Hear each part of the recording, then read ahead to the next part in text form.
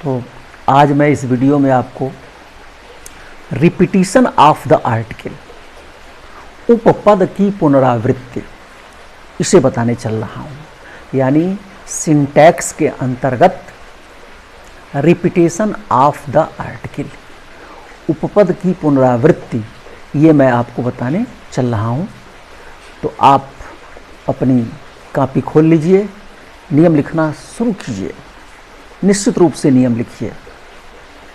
पहला नियम है, जब दो या दो से अधिक एडजेक्टिव्स, जब दो या दो से अधिक एडजेक्टिव्स एक ही नाउन को क्वालिफाई करें, एक ही नाउन को क्वालिफाई करते हैं, अर्थात एक ही नाउन की विशेषता बताते हैं और वे एंड से जुटे रहते हैं, कंजंक्शन एंड से जुटे रहते हैं, तो आर्टिकल केवल पहले वाले एडजेक्टिव के पहले लगता है। तो आर्टिकल केवल पहले वाले एडजेक्टिव के पहले लगता है। अब इसमें ये कह रहा है कि जब दो या दो से अधिक एडजेक्टिव एक ही नाउन की विशेषता बताते हो और वे दोनों एंड से जुटे हों, तो आर्टिकल केवल एक नाउन के पहले लगता है। यानी दो नाउन एंड से जुटे हों और उसके लिए दो एडजेक्टिव हों जो उनकी विशेषता बता रहे हों। सॉरी, जब दो एडजेक्टिव एंड से जुटे हों एंड और वे दोनों एक ही नाउन की विशेषता बताते हों, तो एडजेक्टिव केवल, तो आर्टिकल केवल पहले वाले एडजेक्टिव से पहले लगेगा। जैसे the red and white flower, the red and white flower, इसका अर्थ क्या है? फूल एक ही है, वही लाल भी है और वही सफेद भी है। The black and white cow, black भी एडजेक्टिव है, वाइट भी एडजेक्टिव है, दोनों एंड से जुटा हुआ है और तो ये दोनों जो है एक ही गाय की विशेषता बता रहे हैं। माने एक ही गाय है जो लाल भी है और काली भी है। The red and white cow, the red and white flower, the red and white cow, माने एक ही फूल है जो लाल भी है और सफ़ेद भी है, एक ही गाय है जो लाल भी है और सफ़ेद भी है। समझ गए हैं? दूसरा नियम लिखिए, जब दो या दो से अधिक एडजेक्टिव्स, जब दो या दो से अधिक एडजेक्टिव्स अलग अलग नाउन को क्वालिफाई करते हैं, यानी अलग अलग नाउन की विशेषता बताते हैं, तब आर्टिकल प्रत्येक एडजेक्टिव से पहले होता है। तब आर्टिकल प्रत्येक एडजेक्टिव से पहले होता है। जब दो या दो से अधिक एडजेक्टिव्स अलग अलग नाउन की विशेषता बताते हैं, तब आर्टिकल दी का प्रयोग दोनों एडजेक्टिव्स के पहले लगता है। जैसे the red and the white flower, इसका मतलब फूल दो ठो है, एक लाल है और एक सफेद है। The black and the white cow, the black and the white cow, इसका मतलब गाय दो है, एक काली है और एक सफेद है। अब आप समझ गए होंगे, जब दोनों एडजेक्टिव के पहले दी का प्रयोग होगा तो वो दो वस्तुओं को बताएंगे। जब दो एक ही एडजेक्टिव के पहले दी का प्रयोग होगा तो वे एक वस्तु को बताएंगे। नीचे लिख लीजिए नोट, यदि नाउन प्लूरल में है, यदि नाउन प्लूरल में है तो आर्टिकल दोहराने की आवश्यकता नहीं है, तो आर्टिकल दोहराने की आवश्यकता नहीं है। यानी यदि नाउन प्लूरल नंबर में है, बहुवचन में है, तो फिर आर्टिकल नहीं दोहराया जाएगा। जैसे the red and white couch, इसका मतलब क्या हो गया? दो गायें हैं, एक रेड है और एक व्हाइट है। अब यहां दोनों जगह आर्टिकल नहीं गया, एक ही जगह से काम हो गया। The red and white couch, the red and white flowers. तो चाहे आप the red and the white flower कहें तब भी दो फूल होगा, एक लाल एक सफेद। और चाहे the red and white flowers कर दीजिए तब भी दो फूल हो गया, एक लाल और एक सफेद। जब फ्लावर्स कर देंगे तो दोनों के पहले दी का प्रयोग नहीं होगा, केवल पहले एडजेक्टिव के पहले दी का प्रयोग हो जाएगा। और जब खाली फ्लावर करेंगे तो दोनों के पहले एडजेक्टिव का प्रयोग करेंगे, तब दो फूल होंगे। और अगर केवल एक ही एडजेक्टिव के पहले दी द का प्रयोग करेंगे और बहुवचन भी नहीं करेंगे और दूसरे एडजेक्टिव के पहले दी का प्रयोग नहीं करेंगे तो एक ही फूल हो जाएगा, वो लाल भी हो जाएगा और वो सफेद भी रहेगा। अब मेरे ख्याल से आप समझ गए होंगे। अगला नियम लिखिए, जब दो या दो से अधिक नाउन्स, जब दो या दो से अधिक नाउन्स एक ही व्यक्ति या वस्तु से संबंध रखते हैं, एक ही व्यक्ति या वस्तु से संबंध रखते हैं, तो आर्टिकल केवल पहले नाउन के पहले आता है। तो आर्टिकल केवल पहले नाउन के पहले आता है। जब दो या दो से अधिक नाउन्स, जब दो या दो से अधिक नाउन्स एक ही व्यक्ति या वस्तु से संबंध रखते हैं तो आर्टिकल केवल पहले वाले नाउन से पहले ही आता है। जैसे the secretary and manager has come, the secretary and manager has come. इसका मतलब क्या है? एक ही आदमी है जो सेक्रेटरी भी है और मैनेजर भी है और वह आया है, इसीलिए क्रिया भी एक वचन हैज लगी है। एक ही आदमी है जो सेक्रेटरी भी है और मैनेजर भी है और वो आया है। दूसरा लिखिए उसके नीचे, जब दो या दो से अधिक नाउन्स, जब दो या दो से अधिक नाउन्स भिन्न भिन्न व्यक्तियों या वस्तुओं से संबंध रखते हैं, भिन्न भिन्न व्यक्तियों या वस्तुओं से संबंध रखते हैं, तो आर्टिकल प्रत्येक नाउन के पहले लगता है। तो आर्टिकल प्रत्येक नाउन के पहले लगता है। फिर से देख लीजिए, जब दो या दो से अधिक नाउन्स भिन्न भिन्न व्यक्तियों से भिन्न भिन्न व्यक्तियों या वस्तुओं, भिन्न भिन्न व्यक्तियों या वस्तुओं से संबंध रखते हैं तो आर्टिकल प्रत्येक नाउन के पहले आता है।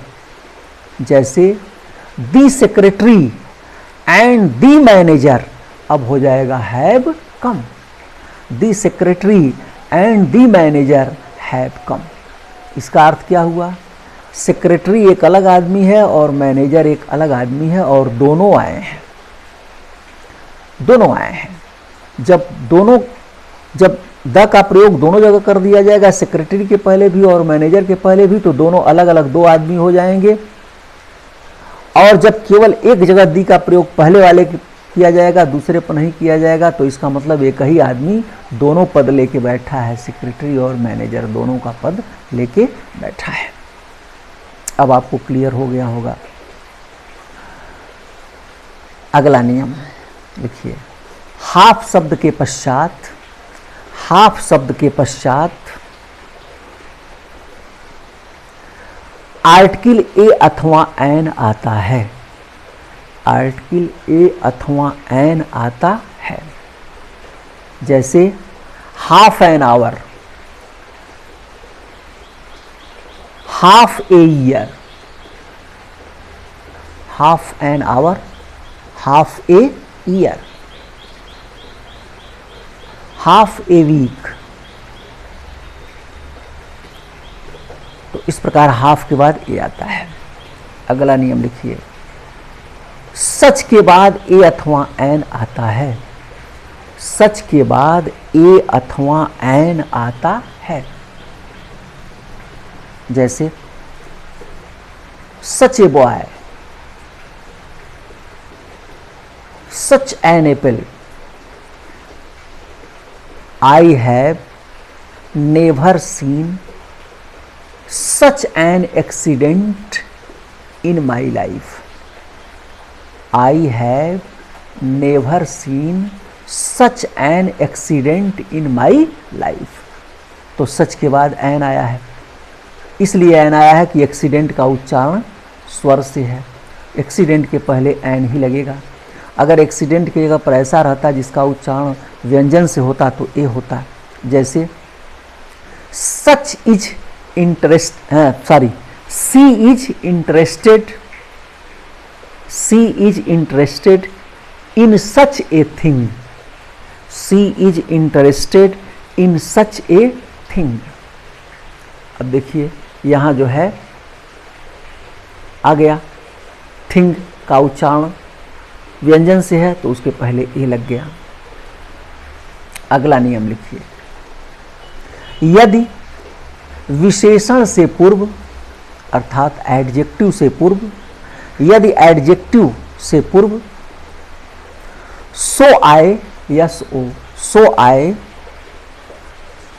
तो विशेषण तथा संज्ञा के बीच, विशेषण तथा संज्ञा के बीच अर्थात एडजेक्टिव और नाउन के बीच आर्टिकल ए अथवा एन का प्रयोग होता है, आर्टिकल ए अथवा एन का प्रयोग होता है। यदि एडजेक्टिव से पूर्व सो आता है तो एडजेक्टिव और नाउन के बीच आर्टिकल ए अथवा एन का प्रयोग होता है।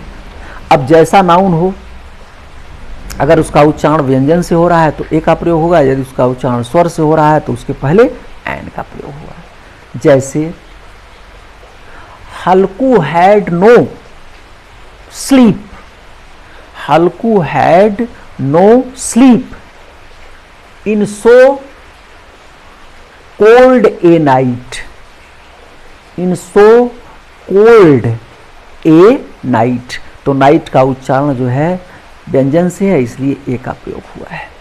एक और लिख लीजिए, Brutus faced so furious an army, Brutus faced so furious an army. Army का उच्चारण स्वर से हो रहा है तो उसके पहले एन का प्रयोग हो गया। अब मेरे ख्याल से आप इसको पूरा समझ गए होंगे। अब आर्टिकल पूरा आप पढ़ लिए, इस पर कुछ उदाहरण आपको दिया जा रहा है, आप इसे हल करिए, फटफट नोट कीजिए और साथ साथ हल भी करते चलिए।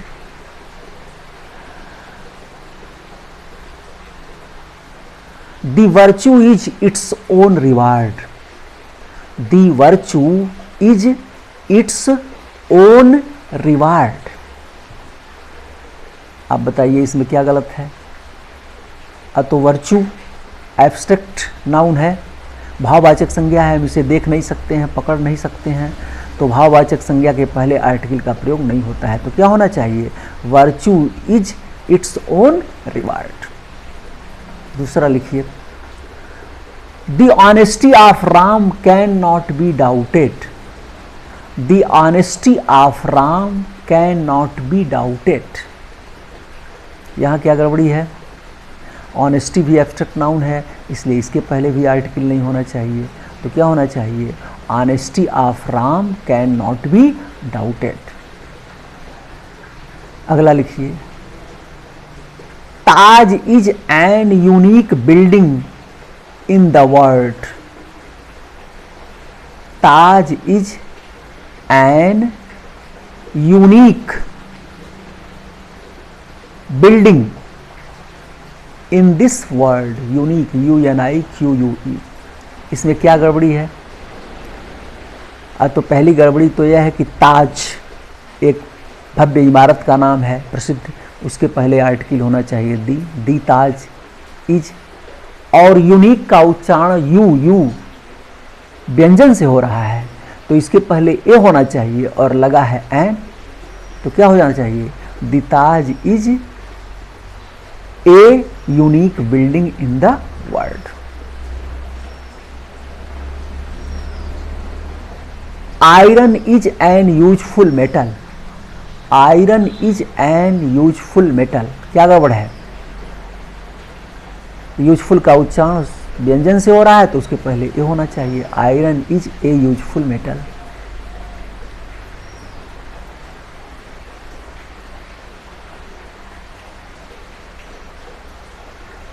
ही इज एन यूरोपियन, तो क्या हो जाएगा, he is a European.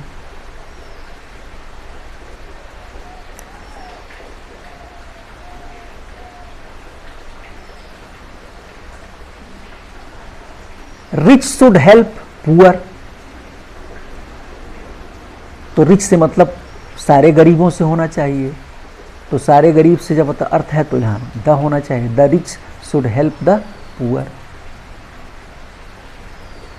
Nitin is an university, Nitin is an university student, Nitin is an university student, क्या गड़बड़ी है, यूनिवर्सिटी का उच्चारण व्यंजन से हो रहा है तो इसके पहले ए होना चाहिए, Nitin is a university student. Sun rises in east and sets in west, क्या गड़बड़ी है, sun rises in east and sets in west, क्या गड़बड़ी है, सन एक है इसके पहले दी होना चाहिए, the sun rises in the east and sets in waste.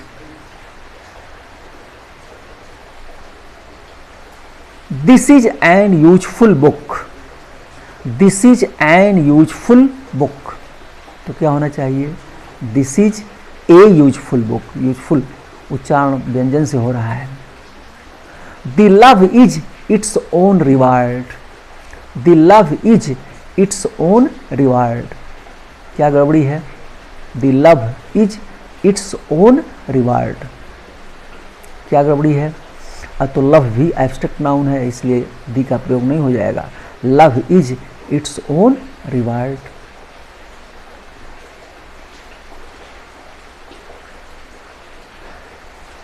It is a world where rich hate poor, it is a world, यह वह संसार है, वेयर रिच हेट पुअर, जहाँ गरीब, जहाँ धनवान गरीब से घृणा करते हैं, तो सारे धनवान सारे गरीब की बात है तो क्या होना चाहिए, it is a world where the rich hate the poor.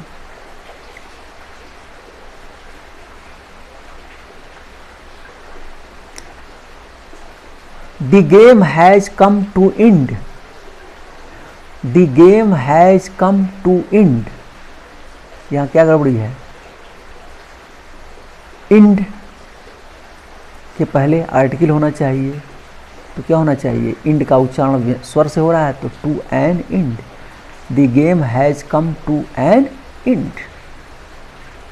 More you get more you want, comparative degree है, यहां जो है क्या हो जाएगा, the more you get the more you want.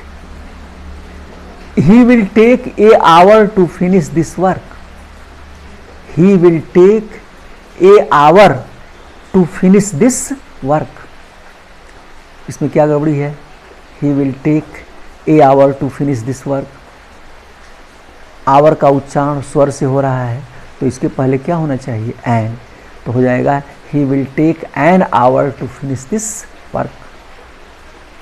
His father is a MP, his father is a MP, क्या गड़बड़ी है, MP, MP का उच्चारण स्वर से हो रहा है तो एन हो जाएगा, his father is an MP. French defeated Germans, क्या गड़बड़ी है, फ्रेंच तो एक भाषा है, यहाँ अर्थ फ्रांसीसी से है तो भाषा के पहले दी लगाने पर उस देश के लोगों से अर्थ हो जाता है तो हो जाएगा द फ्रेंच डिफीटेड जर्मन्स। तो इस प्रकार it is A best book, it is A best book, क्या गड़बड़ी है, बेस्ट सुपरलेटिव डिग्री है, इसके पहले दी होना चाहिए, तो क्या हो जाएगा, it is the best book. तो इस प्रकार ये मैंने आपको सिंटैक्स के अंतर्गत आर्टिकल पूरा बता दिया, बहुत सारे उसके उच्चारण करने, उसका उच्चारण करना भी, ये बहुत सारे उदाहरण भी मैंने आपको दिया। इस उदाहरण के आधार पर आप जो है हल किए और आप समझ गए होंगे, इसको अच्छी तरह से आप समझ लिए होंगे। फिर आप घर पर अभ्यास कीजिए, कमेंट लिखिए जहाँ समझ में नहीं आता है, और इस वीडियो को ज़्यादा से ज़्यादा लोगों को बताइए, शेयर करिए, ताकि अधिक से अधिक लोग पढ़ें और इससे लाभ लें। बहुत बहुत धन्यवाद आप सभी को।